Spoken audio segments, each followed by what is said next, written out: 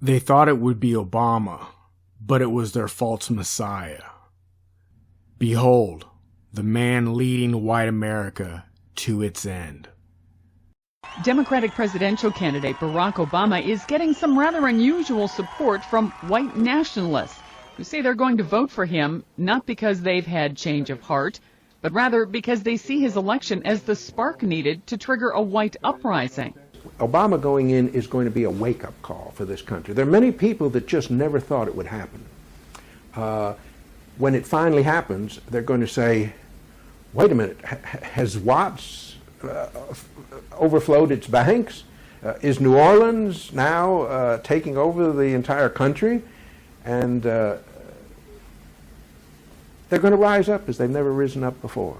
He and others like former Ku Klux Klan leader David Duke say Obama would be a visual aid for white Americans that they've lost control of the country. Richard Barrett, though, says he's certain that once whites see Obama take the oath of office, they will begin a peaceful revolt that will reshape the country, and he, for one, is anxious for it. It's going to be quite a shake-up, but from that shaking up is going to come a great shaking out. And I say let's shake the timbers of the nation. The camera's right here. What does today represent to you? How you doing? This represents a turning point for the people of this country. We are determined to take our country back. We're going to fulfill the promises of Donald Trump. That's what we believed in. That's why we voted for Donald Trump, because he said he's going to take our country back, and that's what we got to do. I voted for Donald Trump for one reason only. His policies, if implemented, would slow the dispossession of whites in the United States. If you were to deport all illegal immigrants, if you were to think very hard about letting in any Muslims, all of this would slow the rate at which whites are becoming a minority. Hail Trump! Hail our people! Hail victory!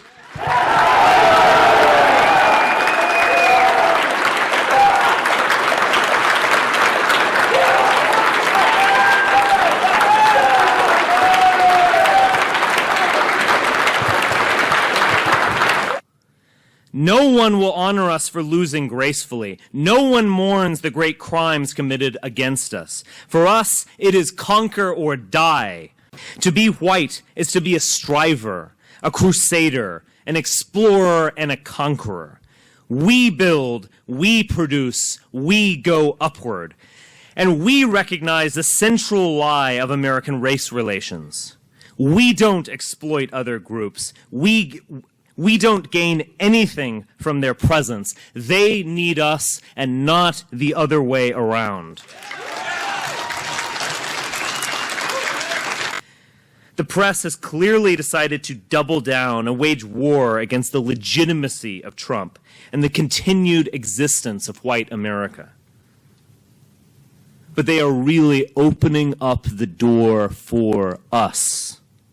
America was, until this past generation, a white country designed for ourselves and our posterity. It is our creation. It is our inheritance, and it belongs to us.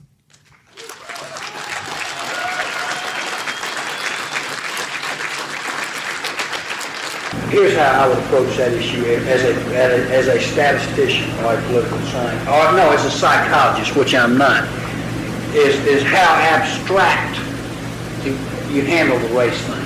In other words, you start out, now y'all want to quote me on this. I won't hear it. You start out in 1954 by saying nigger, nigger, nigger. By 1968, you can't say nigger. That hurts you, backfires. So you say stuff like forced busing, states' rights, and all that stuff.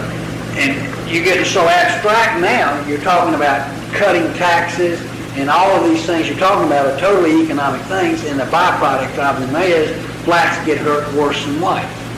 And subconsciously, maybe that is part of it. I'm not saying that, but I'm saying that if it is getting that abstract and that coded, that we're doing away with the racial problem one way or the other.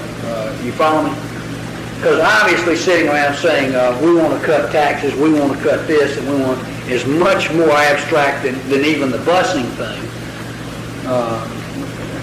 and a hell of a lot more abstract than nigger, you know. So any way you look at it, race is coming on the back burner. That whole strategy was based, although it was more sophisticated than a Bilbo or a George Wallace, it was nevertheless based on coded racism. The whole thing, busing, we want a Supreme Court judge that won't have bus. Anything you look at could be traced back to the issue. Let me ask you something that came up in this new biography of George H.W. Bush by John Meacham this week. He on page 326, it says, going back to the 1988 campaign, the New Yorker developer Donald Trump mentioned his availability as a vice presidential candidate to Lee Atwater.